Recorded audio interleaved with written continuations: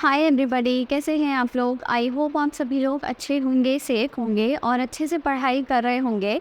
This is Ruchika and welcome to my channel. So आज हम continue करेंगे chapter number 3 of business studies, that is public private and global enterprises, जिसका मतलब last 2 topics बचे हुए हैं। लास्ट वीडियो में हमने मल्टीनेशनल कंपनीज़ के बारे में पढ़ा था कि मल्टीनेशनल कंपनीज़ क्या होती हैं और उनके फीचर्स क्या क्या हैं, ये सारी चीज़ें हमने पढ़ी थी। उससे और पहले हम बाकी सारी चीज़ें कवर कर चुके हैं, जैसे कि आपका पब्लिक ऑर्गेनाइजेशन की क्या क्या फॉर्म्स होती हैं। 3 फॉर्म्स हैं, राइट। तीनों मैंने पढ़ा दिया, आपको कमेंट में जल्दी से लिखना है कि क्या क्या तीनों फॉर्म्स हैं, उनके नाम लेते हैं, ठीक है। फिर हमने पढ़ा कि ग्लोबल एंटरप्राइजेस क्या होती है। ग्लोबल एंटरप्राइजेस मतलब वही मल्टीनेशनल कंपनीज। फिर अब हम पढ़ने वाले हैं आज का मतलब हमारा जो लास्ट टॉपिक बचे हैं 2, जॉइंट वेंचर और पब्लिक प्राइवेट पार्टनरशिप। ये 2 हम आज की वीडियो में कंप्लीट कर लेंगे, ठीक है। दोनों ही अलग अलग टॉपिक्स हैं, दोनों को सिमिलर मत समझना या फिर दोनों में ये मत सोचना कि कंपैरिजन है, कोई डिफरेंस है, ऐसा नहीं है। दोनों अलग अलग टॉपिक्स हैं, ठीक है। जॉइंट वेंचर और पब्लिक प्राइवेट पार्टनरशिप।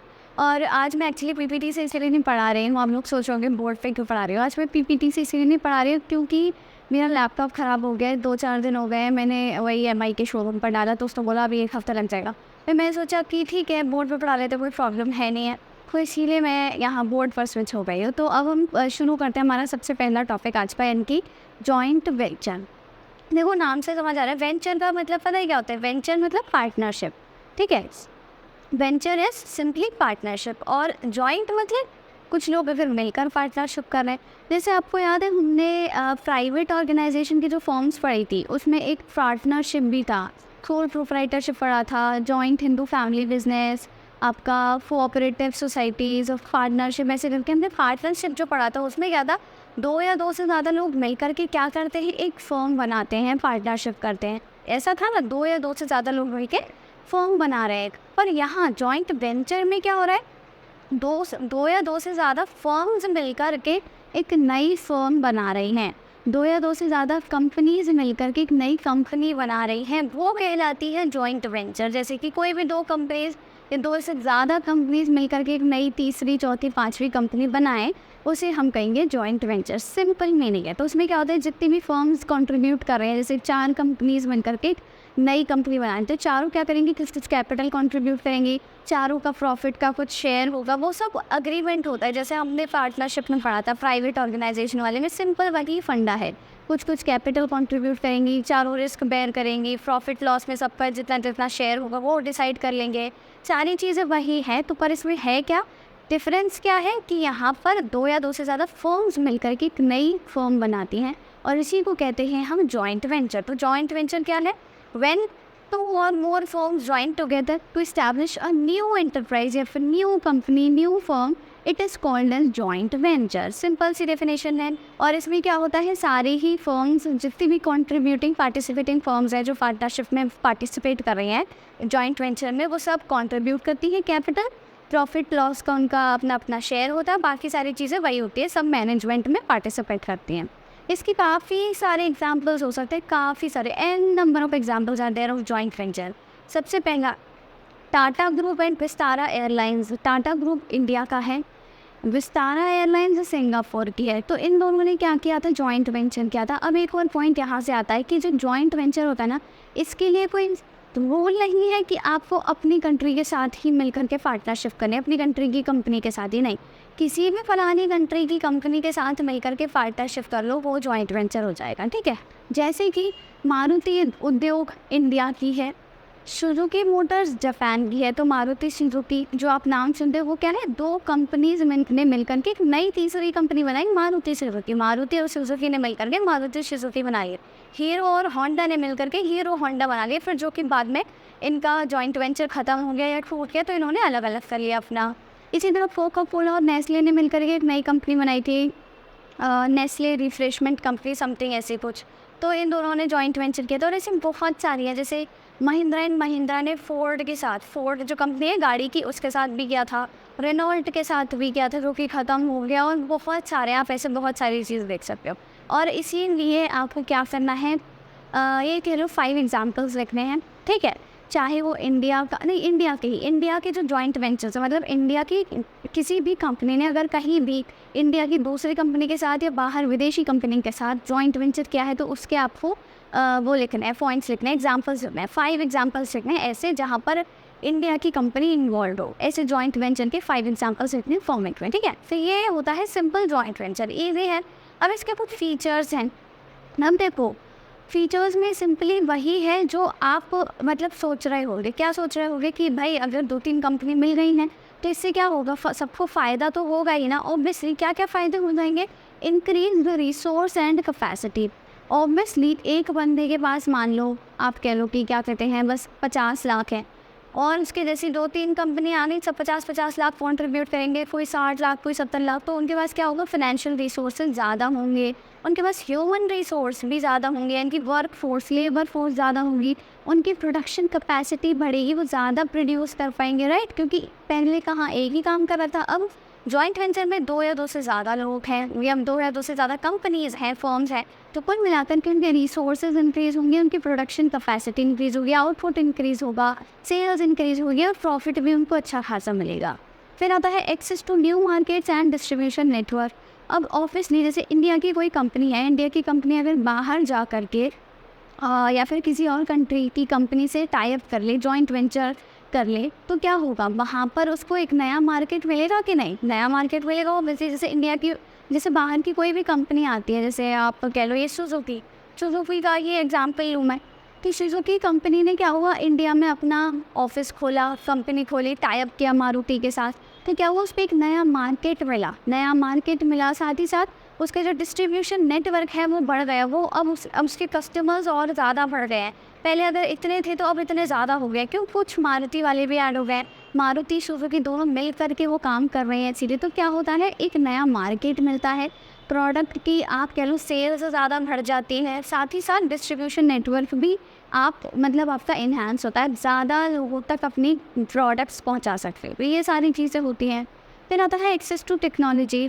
ऑब्वियसली अगर हमारी कंट्री या कोई भी कंट्री किसी बहुत ज़्यादा डेवलप्ड कंट्री के साथ टाई अप कर ले, उसकी किसी कंपनी के साथ, किसी डेवलप्ड कंट्री की कंपनी के साथ टाई अप कर ले, जहाँ पर क्या है बहुत ज़्यादा एडवांस्ड टेक्नोलॉजी है, तो ऑब्वियसली हमको भी एडवांस टेक्नोलॉजी मिलेगी कि नहीं। अब जैसे कोई बाहर की विदेशी कंपनी है, वो आके इंडिया में सेटअप कर ले अपना कुछ, इंडिया की किसी कंपनी से टाई अप कर ले, तो वो उसको इंडिया की कंपनी को ज़्यादा से ज़्यादा टेक्नोलॉजी प्रोवाइड करा सकती है। तो क्या होगा, इंडिया की कंपनीज़ का भी फ़ायदा होगा, हमारा भी प्रोडक्ट ज़्यादा बिकेगा या फिर हमारी भी सेल्स बढ़ेगी, रेवेन्यू ज़्यादा होगा, तो ये सारी चीज़ें अच्छी होंगी। साथ ही साथ टाइम कम लगेगा, कॉस्ट भी कम लगेगा, हमारा रॉ मटेरियल हम एफिशिएंटली थोड़ा यूज़ कर सकते हैं, तो ये सारी चीज़ें होंगी, यानी कि हम अच्छी टेक्नोलॉजी को एक्सेस कर सकते हैं। जैसे होता है ना, कुल मिलाकर के अगर आप नए लोगों से मिल रहे हो तो आपको बहुत सारी चीज़ें जानने को मिलती हैं, इसी तरह अगर कोई इंडिया की कंपनी बाहर की कंपनी से मिल रही है तो उसको बहुत सारी चीज़ें जानने को मिलेंगी, उसको नया मार्केट मिल रहा है, उसको टेक्नोलॉजी मिल रही है, ज़्यादा रिसोर्सेज मिल रहे हैं, वो प्रोडक्टिव कैपेसिटी उसकी बढ़ रही है, तो ये सारी चीज़ें होती रहेंगी। फिर आता है इनोवेशन। अब क्योंकि उसके पास नई टेक्नोलॉजी आ रही है इंडिया की किसी कंपनी के पास टाई अप करने के बाद, तो टेक्नोलॉजी से क्या होगा, हम नई चीज़ें इनोवेट कर सकते हैं, नए आइडियाज़ इनोवेट कर सकते हैं। हम अगर एक टेक्निक पे टिके हुए थे तो हम इसके जगह दूसरी टेक्निक पर शिफ्ट कर सकते हैं, इनोवेशन हम कर सकते हैं इन शॉर्ट, ठीक है। प्रोडक्ट में भी इनोवेशन कर सकते हैं। अगर हम पहले इस डिज़ाइन का बना रहे थे तो अब हमारे पास नई टेक्नोलॉजी है तो हम किसी और डिज़ाइन का बना सकते हैं जो शायद उससे ज़्यादा हमारा प्रोडक्शन हो और मतलब सेल्स ज़्यादा हो इन शॉर्ट, ठीक है। तो ये सारी चीज़ें होंगी। लो कॉस्ट ऑफ प्रोडक्शन, मैंने बताया टेक्नोलॉजी होती है तो हमारी कॉस्ट ऑफ प्रोडक्शन कम लगती है, ये हमको पता है, ठीक है। क्यों, क्योंकि टेक्नोलॉजी ज़्यादा होगी तो हम एफिशिएंटली और इफेक्टिवनेस के साथ काम करेंगे, जल्दी काम हो जाएगा। कोई मशीन जल्दी काम करती है ना हम लोगों से, ठीक है, हम लोग हाथ से कपड़े धोते हैं तो मशीन क्या करती है, फटाफट कपड़े धो देती है, तो कॉस्ट कम लगती है, पैसा टाइम सब कुछ कम लगता है। इसी तरह यहाँ पर भी टेक्नोलॉजी अगर अच्छी होगी, एडवांस्ड होगी, तो उससे क्या होगा, लो कॉस्ट ऑफ प्रोडक्शन होगी, साथ ही साथ आपका ब्रांड नेम इस्टेब्लिश हो जाएगा। अब इंडिया की कोई कंपनी बाहर की किसी बड़ी सी कंपनी के साथ टाई अप कर ले, जैसे कि कोई सी भी हो सकती है, मेंडी हो गई, आपका स्टार, जैसे अभी रिसेंटली कुछ टाइम पहले टाटा जो ग्रुप है हमारी कंट्री का, उसने क्या किया था, स्टारबक्स के साथ टाई अप कर लिया था, टाटा स्टारबक्स। तो एक ब्रांड नेम हो जाता है ना, ओ माय गॉड, स्टारबक्स के साथ टाटा स्टारबक्स ऐसे होता है ना। तो इसीलिए क्या होता है, ब्रांड नेम इस्टेब्लिश होता है, और जब किसी चीज़ का ब्रांड नेम इस्टेब्लिश हो जाता है तो वो चीज़ बहुत धड़ल्ले से बिकती है, या फिर उसकी आप कह लो डिमांड बहुत ज़्यादा बढ़ जाती है, लोग उसको बहुत ज़्यादा चाहते हैं। होता है ना, कोई भी चीज़ अगर ब्रांड से जुड़ जाए किसी से तो हम उसको मतलब ऑटोमेटिकली हम समझते हैं कि अच्छा ही होगा, अच्छी क्वालिटी का होगा, तो हम उसको प्रेफर करते हैं। तो उससे क्या होगा, सेल्स भी ज़्यादा बढ़ जाती है, रेवेन्यू ज़्यादा अर्न करेगी कंपनी। तो ये सारी चीज़ें होंगी। तो आपको ये सारे पॉइंट्स याद रखना है फीचर्स के। अगर जॉइंट वेंचर होता है तो क्या क्या चीज़ें होंगी, क्या क्या अच्छे अच्छे काम करेंगे, ये सारे ही फीचर्स आपको याद रखने हैं। और एग्जांपल्स मैंने बोला 5 एग्जांपल्स लिखने हैं आपको, जिसमें किसी भी इंडिया की कंपनी ने जॉइंट वेंचर किया है कहीं की भी कंपनी के साथ, चाहे वो इंडिया की कंपनी हो चाहे वो विदेशी कंपनी हो, उसके साथ जॉइंट वेंचर किया हो इंडिया की कंपनी ने। तो 5 एग्जांपल्स लिखने हैं, ठीक है। ये हो गया आपका जॉइंट वेंचर। अब बात आती है पब्लिक प्राइवेट पार्टनरशिप की। पब्लिक प्राइवेट पार्टनरशिप को हम शॉर्ट में बोलते हैं PPP, या फिर P3 या फिर 3P, कुछ भी बोल लेते हैं, ठीक है। तो ये होता है पब्लिक प्राइवेट पार्टनरशिप। अब देखो नाम से समझ आ रहा है, पब्लिक और प्राइवेट की पार्टनरशिप हो गई है, ठीक है। पब्लिक सेक्टर और प्राइवेट सेक्टर की पार्टनरशिप हो गई है। पब्लिक सेक्टर और प्राइवेट सेक्टर में क्या डिफरेंस है मैंने आपको बताया हुआ है, हमने आई गेस शायद लास्ट वीडियो में कवर किया था, वैसे जहाँ तक मुझे याद है, जिसमें मल्टीनेशनल कंपनीज बताया था मैंने। तो उसमें हमने पढ़ा था कि भाई पब्लिक सेक्टर का मोटो होता है सर्विस करना, ठीक है। प्राइवेट सेक्टर का होता है प्रॉफिट अर्न करना। पब्लिक सेक्टर क्या करता है, लोगों के लिए इंफ्रास्ट्रक्चर डेवलप करता है, और आप कह लो उनको ज़्यादा से ज़्यादा चीज़ें प्रोवाइड करने की वो कोशिश करता है। प्राइवेट सेक्टर का मकसद यही होता है कि वो जो भी प्रोडक्ट बेचे उससे ज़्यादा रेवेन्यू अर्न कर सके, ठीक है। पर एक फ़ायदा होता है कि जहाँ पब्लिक सेक्टर में शायद कोई चीज़ काम अगर पॉसिबल नहीं है तो प्राइवेट सेक्टर में वो पॉसिबल हो सकता है, क्योंकि प्राइवेट सेक्टर बहुत एफिशिएंटली काम करता है, उसके पास टेक्नोलॉजी ज़्यादा है, उसके पास फंड ज़्यादा है, ये सारी चीज़ें बहुत ज़्यादा होती है। तो प्राइवेट सेक्टर में ये फ़ायदा होता है। ये सारी चीज़ें हमने पढ़ी थी। अब वो क्या होता है, पब्लिक और प्राइवेट सेक्टर की पार्टनरशिप जो हो जाती है उसे हम कहते हैं पब्लिक प्राइवेट पार्टनरशिप। यानी कि कोई पब्लिक सेक्टर की कंपनी, यानी कि कोई सरकार की कंपनी या फिर सरकार की कोई भी कंपनी और एक प्राइवेट कंपनी मिलकर के जब काम करेंगे तो वो हो जाएगा पब्लिक प्राइवेट पार्टनरशिप। अब जैसे देखो क्या होता है, जो हमारी सरकार है वो हमारे लिए रोड्स बनवाती है कि नहीं, ब्रिजेस बनवाती है, आपके स्कूल्स, हॉस्पिटल्स, मॉल्स, सड़कें, मतलब बहुत सारी चीज़ें करती है, हमको पूरा इंफ्रास्ट्रक्चर प्रोवाइड कर रही है हमारी जो सरकार है, हमारे लिए अपार्टमेंट्स बनवाती है, ये सब करती है। तो क्या सरकार खुद आके करती है, जो नेता लोग होते हैं वो आके बनाते हैं क्या? नहीं, वो क्या करते हैं, वो एक ही कह लो टेंडर दे देते हैं। टेंडर मतलब आप कह लो पार्टनरशिप कर लेते हैं किसी प्राइवेट कंपनी के साथ। मैं सरकार हूँ, मैंने क्या किया, मैं सोच रही हूँ यहाँ पर मॉल बनवाना है, तो मैं क्या करूँगी, किसी प्राइवेट कंपनी के साथ पार्टनरशिप कर लूँगी और उनको ये काम सौंप दूँगी कि आपको ना ये मॉल बनाना है, ठीक है। ये होता है पब्लिक प्राइवेट पार्टनरशिप। अब आप कहोगे कि ये तो मैं कॉन्ट्रैक्ट किसी पब्लिक कंपनी के साथ भी कर सकती थी, यानी कि सरकारी कंपनी के साथ ऑफ कोर्स कर सकती थी, पर जैसा कि मैंने बताया कई बार ऐसा होता है कि सरकारी कंपनी या फिर पब्लिक सेक्टर फेल हो जाता है लोगों की डिमांड्स फुलफ़िल करने में, वो इतना एफिशिएंटली काम नहीं कर पाता। जैसा कि हम लोग आम तौर पे सुनते हैं कि भाई सरकारी दफ्तरों में बहुत रेंग के काम होता है, मर के जल्दी काम नहीं होता। अगर सड़कें खुदी हुई है तो वो खुदी रहेंगी 2 साल तक, अगर कोई चीज़ बन रही तो बनी रहेगी, मतलब होता है ना। पर अगर हमको कोई फटाफट काम चाहिए सरकार को, ठीक है, फटाफट काम चाहिए, जैसे कि यूजुअली क्या होता है जब कहीं भी इलेक्शन होने वाले होते हैं ना किसी भी स्टेट में, तो ये होता है काम। इलेक्शन होने वाले होते हैं तो आप क्या देखते हो कि भाई सरकार बहुत धड़ल्ले से काम कराती जा रही है, कुछ ना कुछ नया बनवा रही है, जैसे कि ज़्यादा से ज़्यादा वोट्स आए। तो सरकार क्या करती है, प्राइवेट सेक्टर को कॉन्टैक्ट करती है, उससे पार्टनरशिप करती है और फिर वो काम करवाती है। तो प्राइवेट कंपनी ने क्या किया, मॉल बना दिया, ठीक है, प्राइवेट कंपनी ने मॉल बना दिया। अब वो क्या होगा, उस मॉल में जितना भी मॉल से रेवेन्यू अर्न होगा, मॉल में बहुत सारे अलग अलग ब्रांड्स के वो खुल गए, शोरूम्स खुल गए, ठीक है, नाइकी का खुल गया, आपके लो नायका का खुल गया, रेमंड्स का खुल गया, बहुत सारे शॉपर स्टॉप, पैंटालून्स, ये मूवमेंट, सब कुछ खुल गया। तो यहाँ से क्या होगा, रेवेन्यू जनरेट होगा कि नहीं, ऑब्वियसली इतने सारे कस्टमर्स आएंगे, उनकी पार्किंग की फ़ीस, उनकी एंट्री फ़ीस, कोई डिस्क खुल गया वहाँ पे, कोई आपका कुछ भी, बहुत सारी प्ले स्टेशन है, ये सब चीज़ें हो गई, तो रेवेन्यू जनरेट होगा। अब रेवेन्यू किसकी जेब में जाएगा? सोचो, रेवेन्यू किसकी जेब में जाएगा? प्राइवेट सेक्टर ने भी बनाया और मतलब पार्टनरशिप तो पब्लिक की भी थी। तो भाई दोनों एक फिक्स्ड प्रोपोर्शन रख लेते हैं कि भाई इतना इतना अपन लोग आपस में बांट लेंगे। ये कहानी होती है पब्लिक और प्राइवेट पार्टनरशिप की। तो पब्लिक प्राइवेट पार्टनरशिप समझ आ गया। पब्लिक और प्राइवेट कंपनी मिलकर के क्या करती हैं? पार्टनरशिप में एंटर कर लेती हैं। उसे ही हम कहते हैं क्या? Public private partnership. और ये पार्टनरशिप जनरली क्यों होती है? इंफ्रास्ट्रक्चर को डेवलप करने के लिए, जो कि कौन चाहता है? पब्लिक सेक्टर करना चाहता है। प्राइवेट सेक्टर को तो कोई लेना देना नहीं है, उसे तो बस प्रॉफिट अर्न करना है। उसने देखा कि पब्लिक सेक्टर क्या करेगा, उसको पैसा देगा ये मॉल बनाने के लिए, तो वो झटपट बना देंगे। उसे एक प्रॉफिट अर्न करने से मतलब है, रेवेन्यू अर्न करने से मतलब है, ठीक है। तो पब्लिक प्राइवेट पार्टनरशिप क्या होता है? डेफिनेशन देख लेते हैं। It is a collaboration. सबसे पहले तो क्या है? कोलैबोरेशन है, पार्टनरशिप है बिटवीन अ गवर्नमेंट एजेंसी, एक सरकारी एजेंसी या फिर सरकारी कंपनी के बीच, and a private sector company, एक सरकारी कंपनी या फिर एक प्राइवेट सेक्टर कंपनी, दोनों के बीच में कोलैबोरेशन है, पार्टनरशिप है।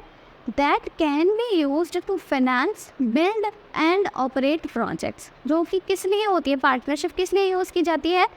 To finance, build and operate projects. जो भी प्रोजेक्ट्स हैं, जैसे मैंने बताया मॉल बनाने का प्रोजेक्ट है, उसको फाइनेंस करने का काम फाइनेंस कौन प्रोवाइड कर रहा है? आपका सरकार। उसको बिल्ड करने का काम कौन कर रहा है? Private company. उसको ऑपरेट करने का काम कौन कर रहा है? अब वो ऑपरेशन की बात आती है तो हो सकता है प्राइवेट ही करे या फिर पब्लिक ही करे, वो आपस में म्यूचुअली डिसाइड कर लेंगे या फिर दोनों मिल करके करें।